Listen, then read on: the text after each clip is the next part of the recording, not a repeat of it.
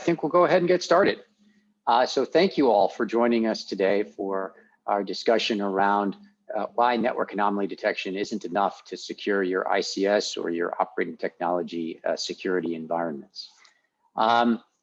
Today, just by way of introduction, I'm John Livingston. I'm the CEO of Verve. I've been with the company for about 5 years. I'm the CEO. I started my career at McKinsey & Company, where I spent about 20 years primarily helping industrial companies in their digital transformations and industrial technology endeavors. Joining me here today is Ron Brash. Ron is the Director of Cybersecurity Insights for Verve. He's been in the OT cybersecurity space for almost 15 years, formerly with Tofino and several other organizations. His expertise particularly is around embedded device vulnerability management, et cetera. Just by way of background, who is Verve and how are we approaching, where do we come at this topic from?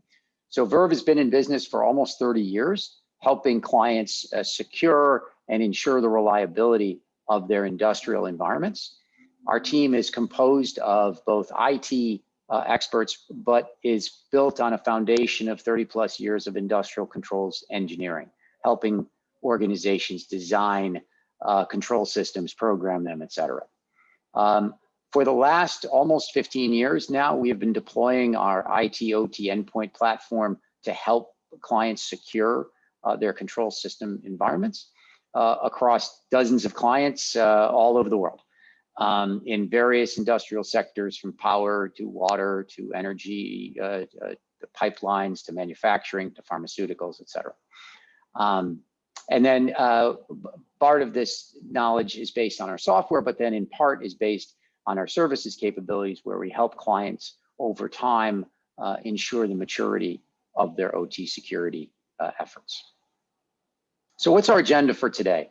So first of all, we're going to focus on a brief recap of what's been going on out there in terms of the risks to these industrial environments and the growing threats that we're seeing. Number two, then talking about what those threats require in terms of robust security management, which is really both at the endpoint as well as at the network monitoring level. We're then going to highlight and talk about how endpoint security is really critical at each and every element of the NIST cybersecurity framework, the CIS Top 20, IEC 6443, any of the formal OT cybersecurity standards and directions. And then finally, we'll talk about some use cases of how this is doable and practical and safe for OT environments. So with that, we'll dive in to the threat landscape. So over the last 20 years or so, we have seen a number of events, and I think some would argue there have been way more than this, but we're trying to highlight some of the key ones over that 20-year period of time. And while they are still relatively rare up until March of this year, there were many significant events during that time, all the way back to Stuxnet, to the very significant impacts where NotPetya and WannaCry bridged over from IT into OT environments, shutting down operations for many organizations. Trisis, which was a targeted attack, as many know, around the Triconics system in a Saudi Arabian refinery. And then more recently, things like the Oldsmar water attack. But they are real, they are significant cost, and they've been growing over time. But just in the last couple of months, we have seen an explosion of the number of attacks, very significant public attacks, particularly around ransomware. Molson Coors, WestRock, the obvious big one here in the United States, Colonial Pipeline, and on and on. These are industrial ransomware attacks, meaning they are targeting industrial operators. That doesn't necessarily mean they're targeting OT, as we'll talk about more today. In these cases, they were targeting, frankly, the IT side of things, but they were stopping processes that were required for operations to continue. But most importantly, because these attacks could have spread into the OT environment, and it was unclear where they would go, organizations shut down their operating systems and able to protect them from potential future expansion of that ransomware event. And so this has become a major issue, probably much more exposed over the course of the past 2 months than it was, frankly, in the prior 20 years. Not a surprise in that this growth, in that manufacturing is now the second most targeted industry, with energy being number 3, which have moved up from 8 and 9 respectively in 2019. There's just been a dramatic increase in the amount of targeting of industrial operations, in large part, in many cases, due to that ransomware events. And the trend is that the targeting is done to organizations who have critical processes that will need to be addressed, and so therefore they're more willing to make payment to the ransomware folks, targeting attackers. In addition, OT is becoming ever more risky as a place where attacks can be targeted. So over the last 2 years, Verve has been conducting analysis of ICS CERT alerts around vulnerabilities in OT devices. And what you see here is that between 2019 and 2020, it's about a 30% increase in the number of advisories, but each of those advisories contains more than one, in many cases, more than one CVE or vulnerability. And so it's almost a 50% increase in the number of vulnerabilities within these ICS products. And the score, the risk score, so the criticality of those risks is going up. Now we could have a long debate about CVSS scores and their relevancy in an OT environment. However, in general, the risks are going up, whether we do those in CVSS or IVSS or other sorts of formats. So as those attacks grow, the base of vulnerabilities that attackers can use is also growing at a significant pace. So how do we address this? Well, many organizations have applied frameworks. On the left-hand side here, what you see is surveys that have been done by SANS around what are the frameworks that you are using. They haven't published their 2021 results yet. We would expect IEC 62443 to continue to grow in relevance, but NIST CSF continues to be important. CIS or CSC top 20, or now called it top 18, very important. But the point is, how to address these requires a holistic view of protecting these environments, from identify to protect, detect, respond, and recover. And as we think about that, that requires a holistic approach to security. No one single approach is going to get you there. As you dive into that, then the question is, okay, so what are the kinds of tasks and requirements that those types of frameworks or controls need? This is data from the CyberSeek database, which takes all of the open cybersecurity roles that are available out there, needed jobs, and then it breaks them down into different task types that are required. And what you find is that over 75% of the security tasks that are out there are related to what one might refer to as systems management. Everything from device provisioning, securely provisioning devices, identity management, patch management, configuration management, backup and restore, vulnerability analysis, et cetera. And less than 15%, or about 15%, are really about things like things about monitoring and advanced analytics. What this means is that a huge portion of the tasks out there in the security realm really are about systems management and taking care of the endpoint management of your environment. This is highlighted even more in these particular industrial attacks with the examples of Colonial Pipeline and Oldsmar, where these attacks are really leveraging these quote unquote unmanaged systems, where people aren't taking the same kind of actions one might take on the IT side, for instance.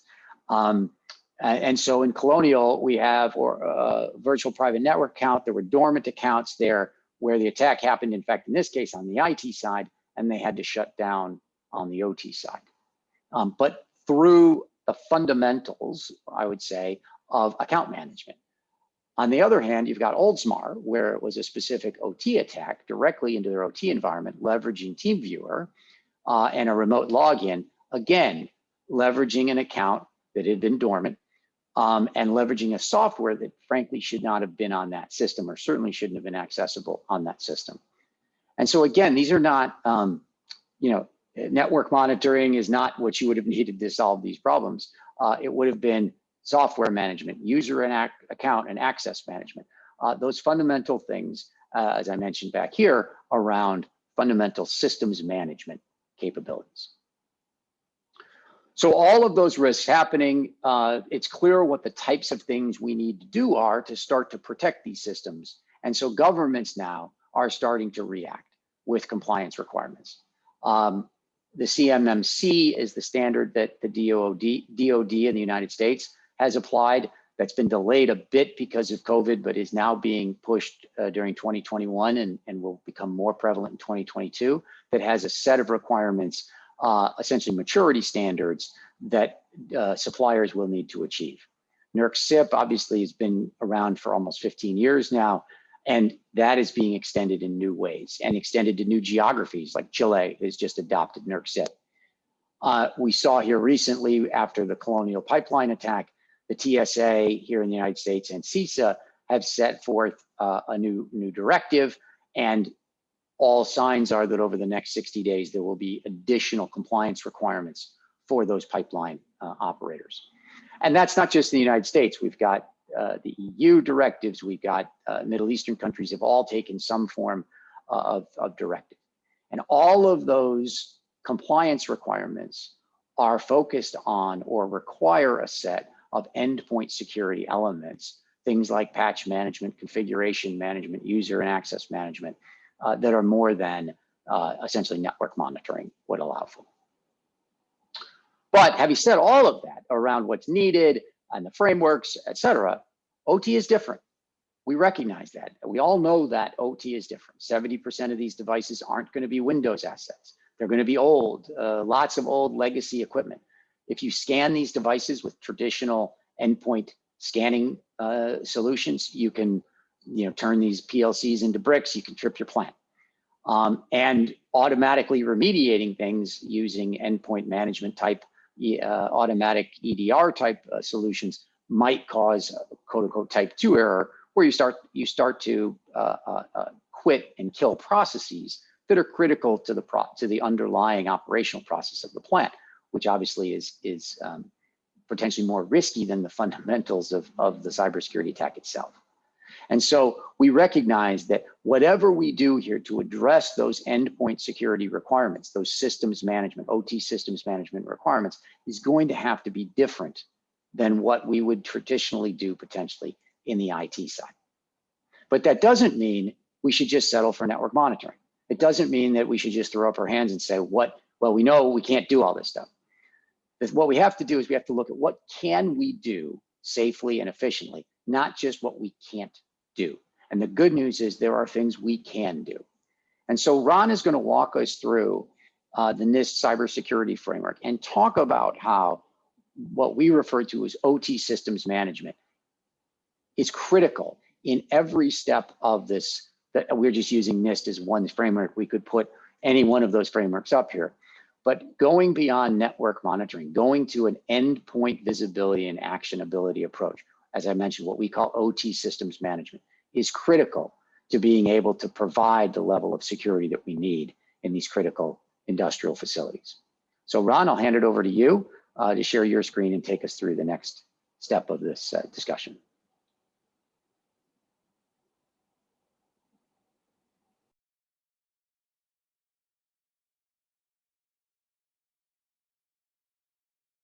I'm unmuted. We're good to go.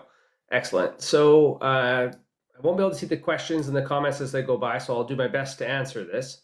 However, there's 5 main pieces of the NIST CSF, and it's very, very high level. If you took the ISO 27001 or the 27,000 and change geography of standards, you'd also find that those are very procedural driven.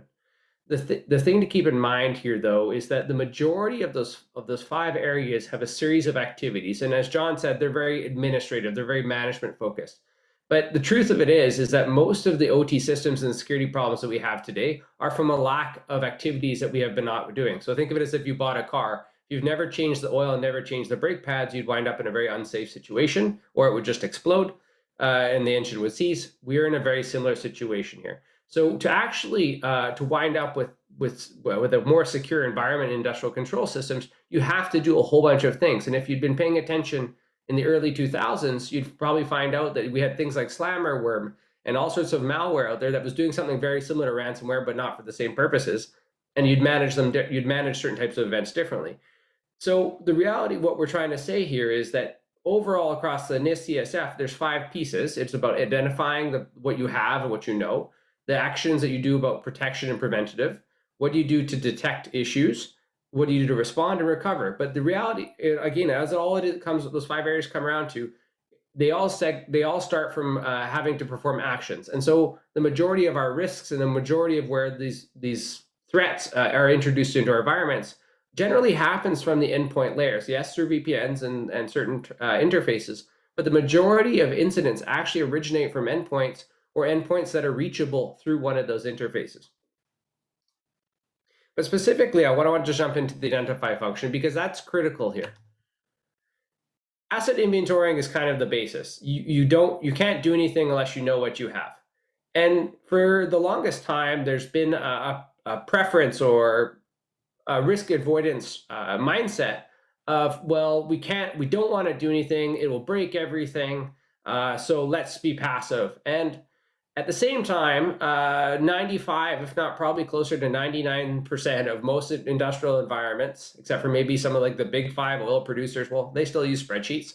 A lot of groups have focused on doing things with manual gatherings, and those are out of date. Or you'll see things like legacy access databases kicking around, or even manual entries into ServiceNow, which is considered bleeding edge in probably the 0.01% of the group that's not using spreadsheets. So along came passive, and it was kind of it's kind of a very well-known strategy. Don't do no harm. But here's the problem here, is that you can do it in multiple ways, but you can only identify what you see going across the wire. So in many cases, you have islands, you have VPN tunnels, you have big segments of your networks that aren't layer 3 switches or capable of port forwarding, or you're in low bandwidth situations, or if you're trying to port forward traffic, you'll wind up in a problem there, or you can even try going after files as another passive strategy. The thing where people get confused, though, when they're asset inventorying is this religious debate between passive and active. When people are really saying active, they're thinking about methods that you require a sledgehammer to identify the devices out there, or what ports are open, or enumerating all of the wonderful things on a Windows-based host, for example, like using WMI calls. That is a sledgehammer approach. It is not surgical. It is not tactical in any way, shape, or forms. It is more accurate, though, than passive for the systems that don't go down from that amount of brute force and that sheer amount of traffic. But there's something better out there.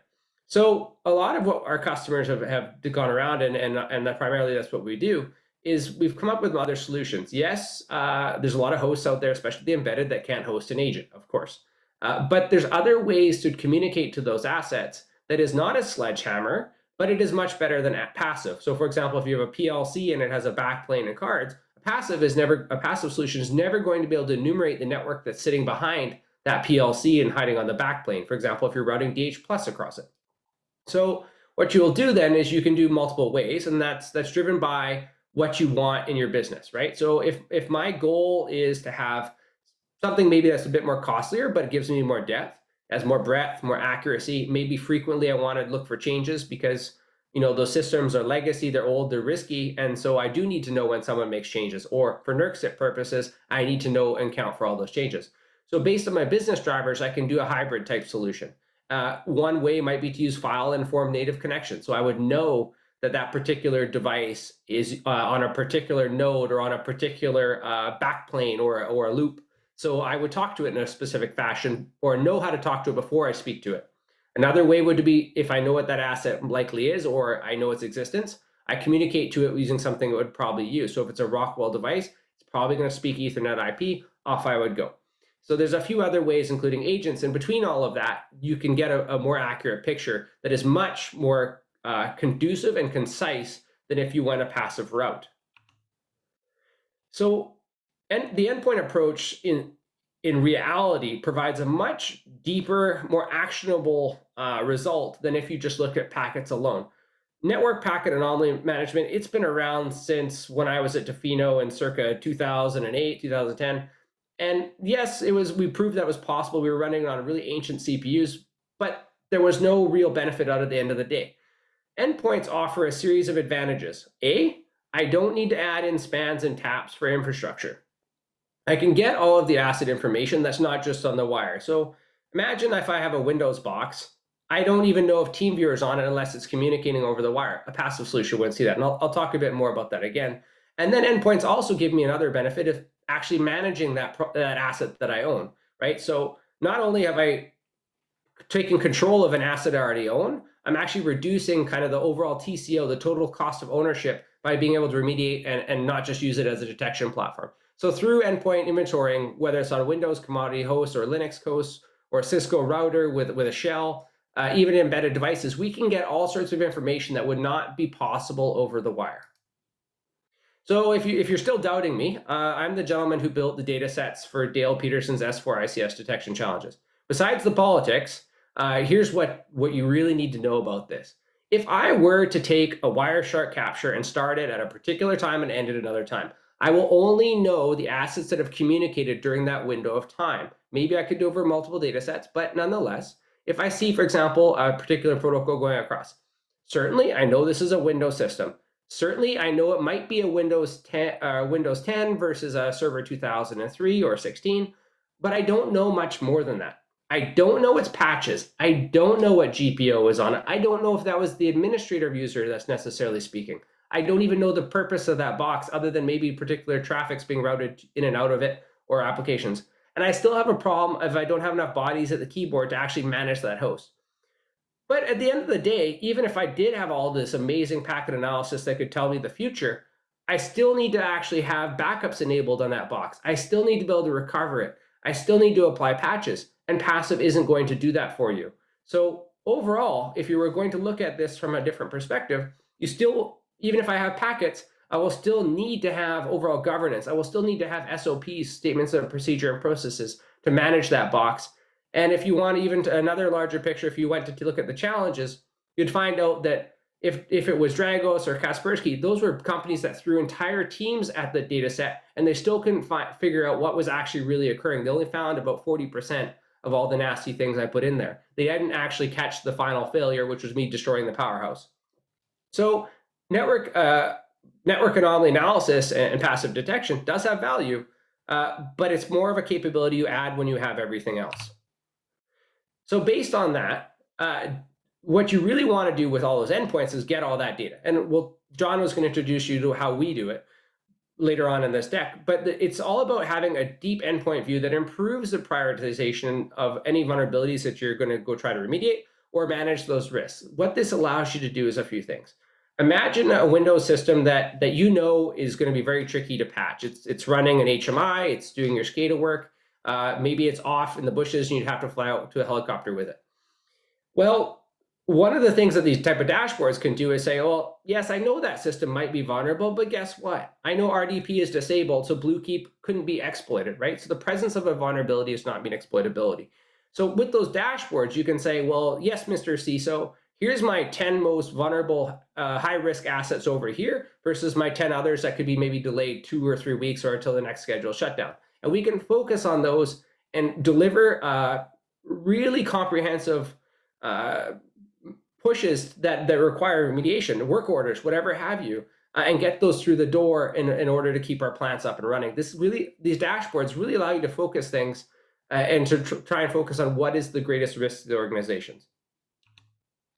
Now, not only that, if we're going to circle back to ransomware or just plain old Tom hackery, you can use these dashboards to find out when, for example, even if it's an honest Joe is leaving extra accounts on a box. So you have integrators come in and they will put on Bob or Jane was here at such and such company.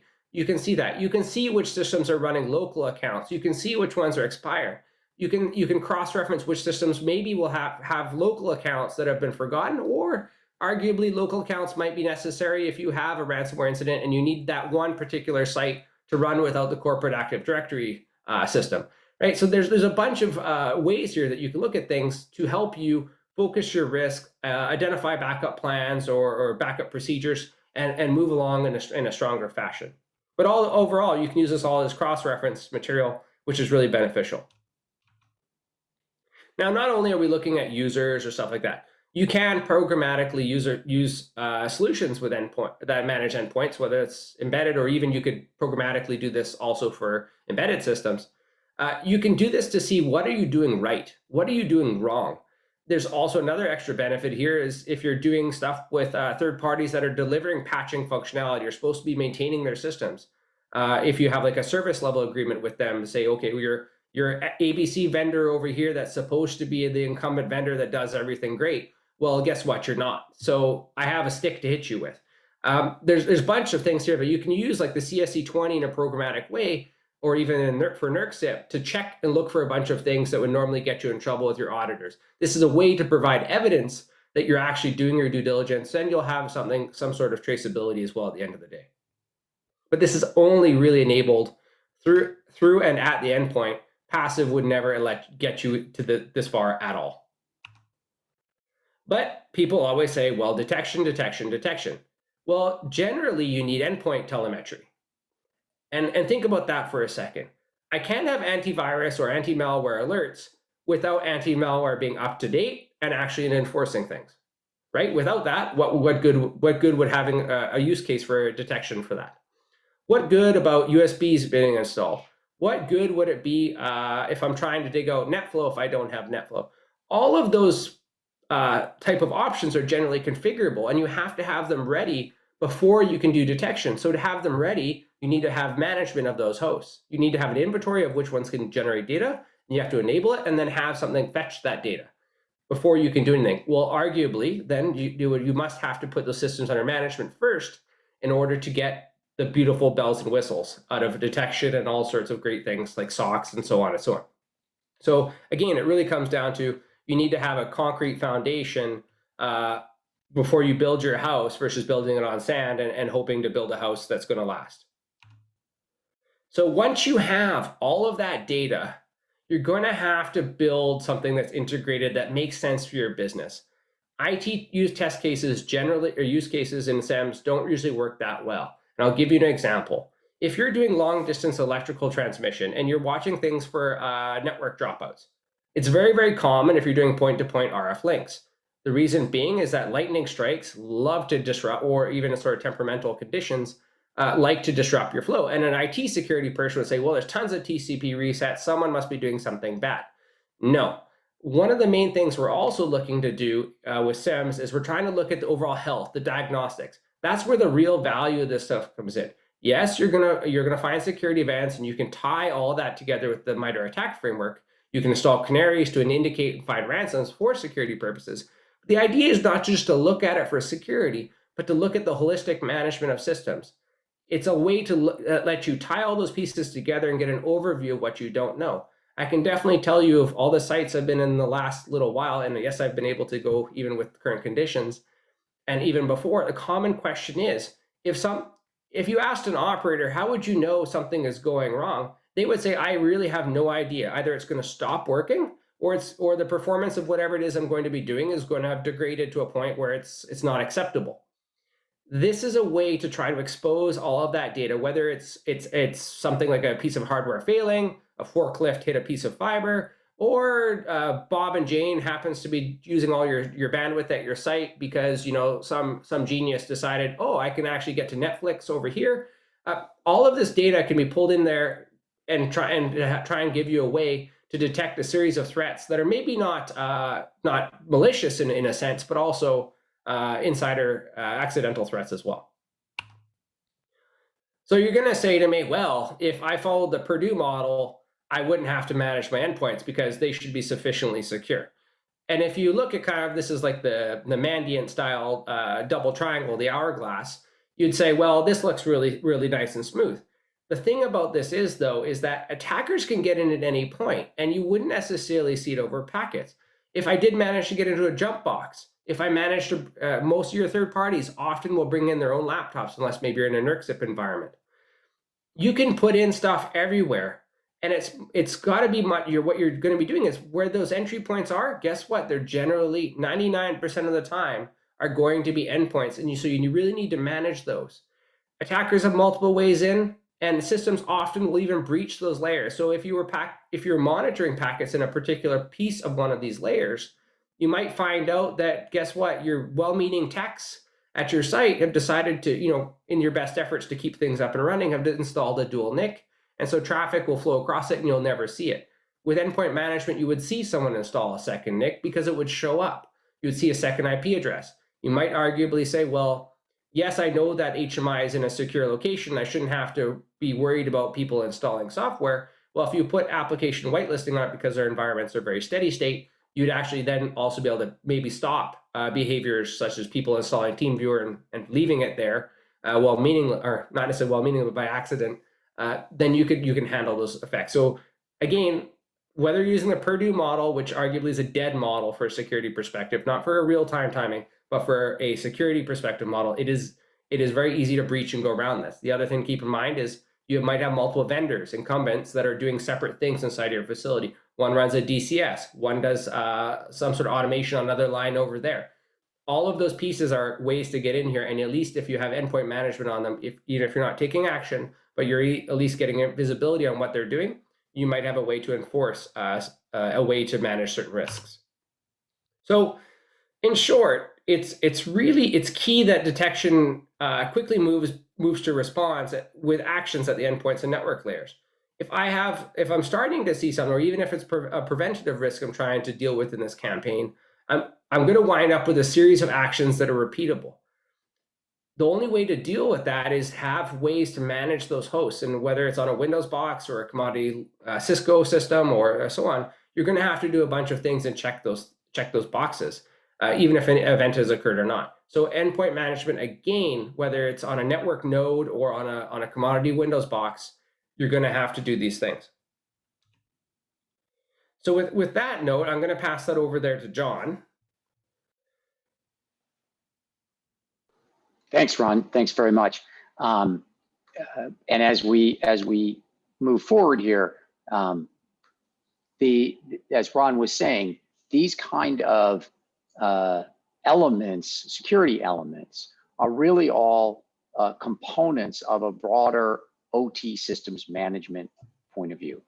And so, as Ron has been talking about all of these components, these endpoint management components, what Verve is doing in this environment is to bring these elements together into a single, essentially security management platform. It all starts, as Ron mentioned at the beginning, with that identify piece, with the asset inventory, and the ability to gather very, very deep visibility into the network, so we can get deep in and see all of the assets, but also within each asset.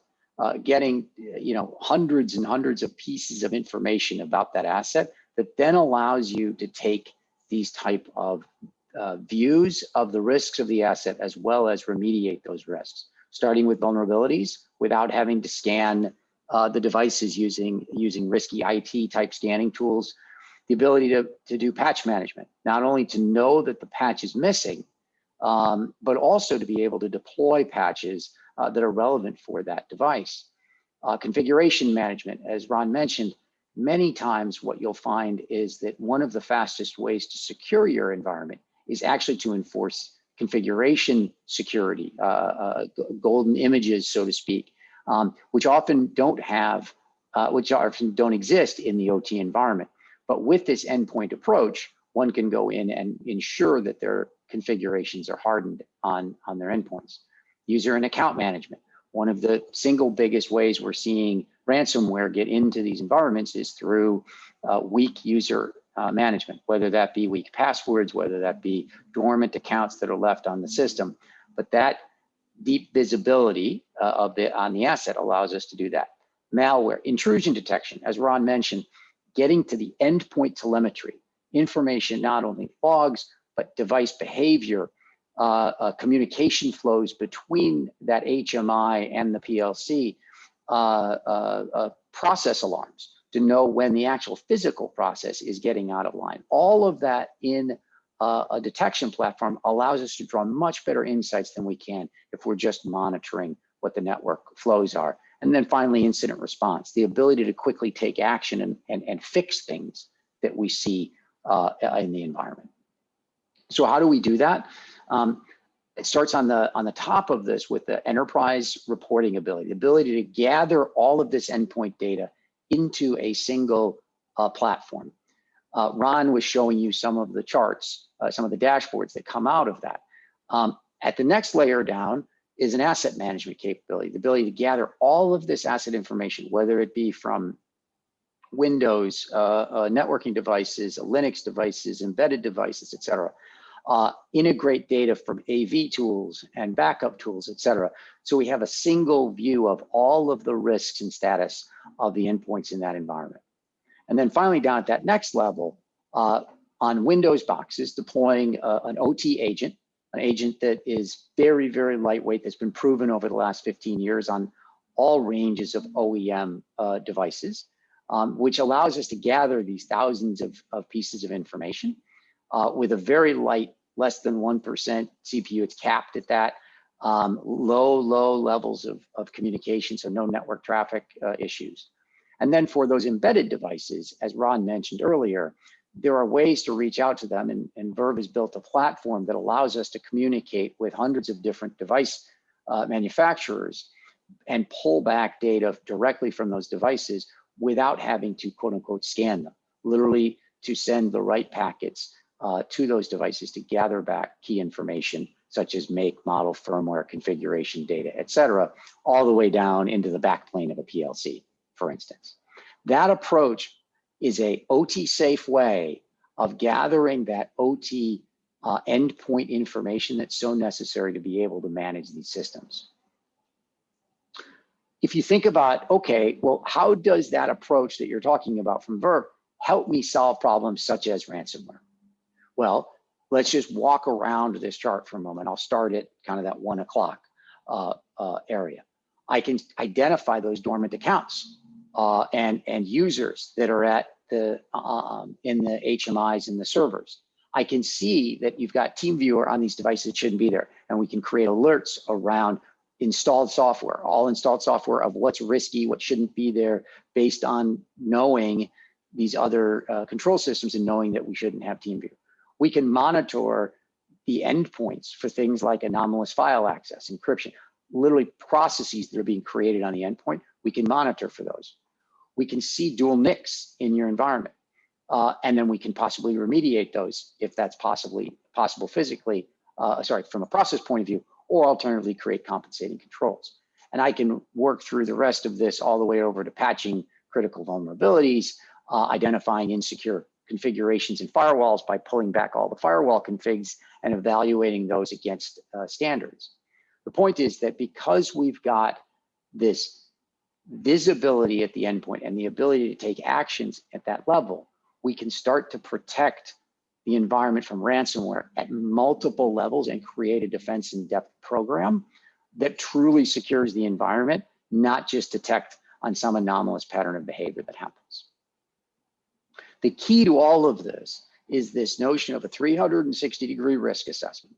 So bringing together all of that information we talked about, vulnerabilities, patches, configurations, network protections. So I can see if two assets equally unpatched, but one has whitelisting on it, one is behind a firewall, one is backed up, et cetera, and one isn't, I'm going to take a different set of actions to protect it.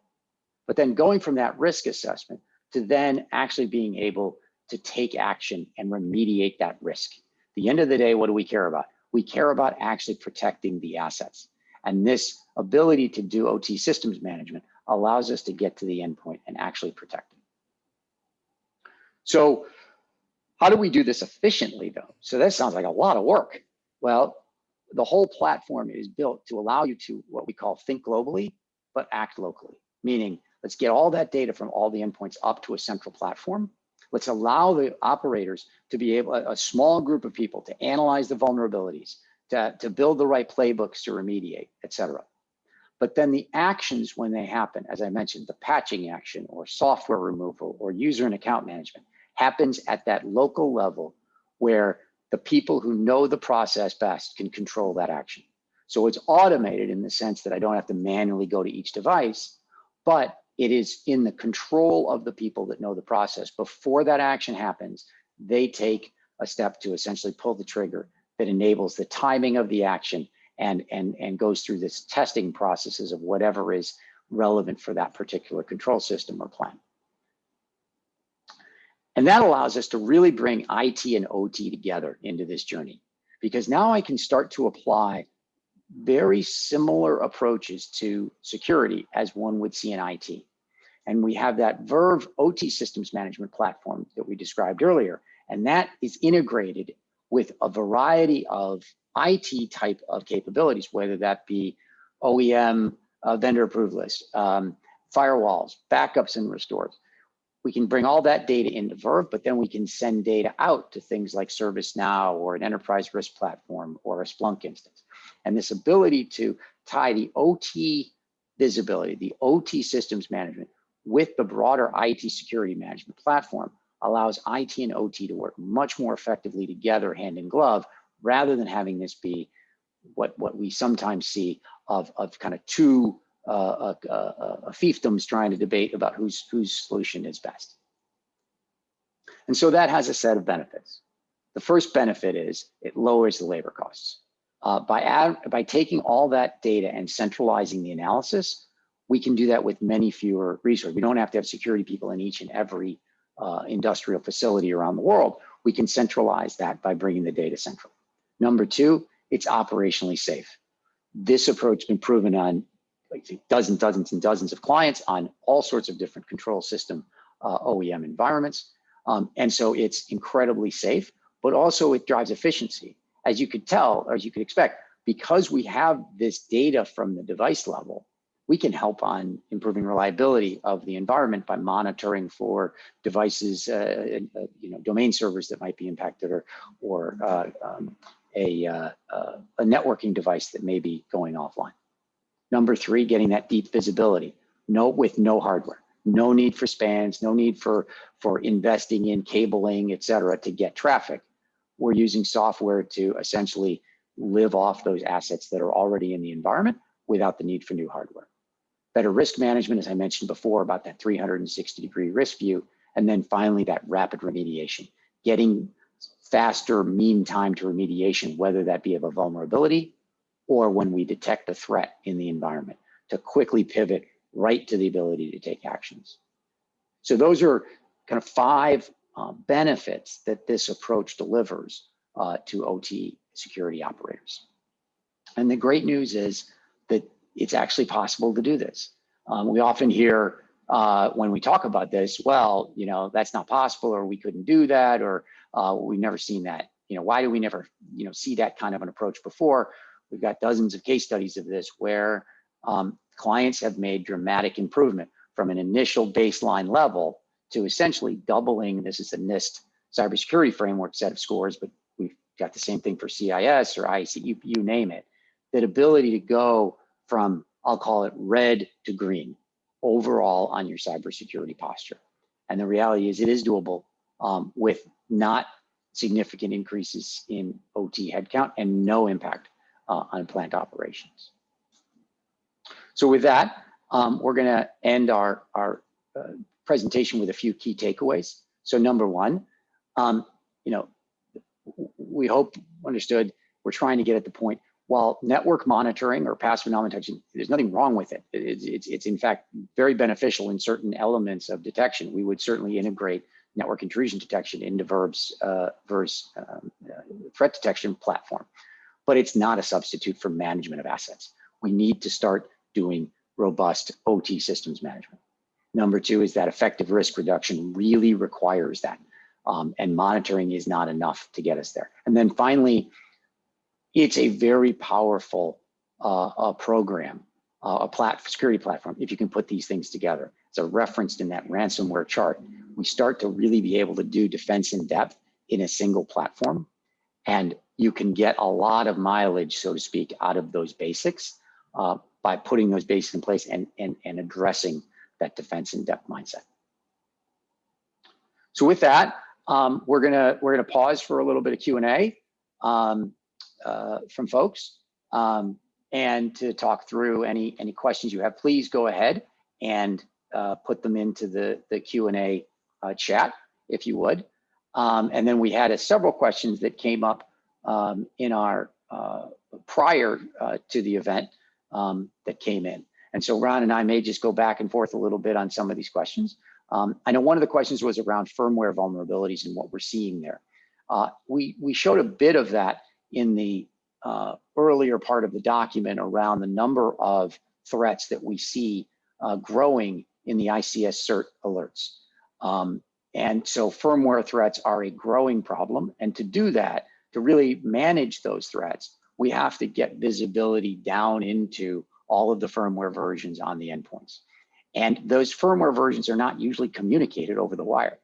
And so by going and essentially asking that device to send us its firmware, we can get much quicker to whether there's a true risk or vulnerability in that.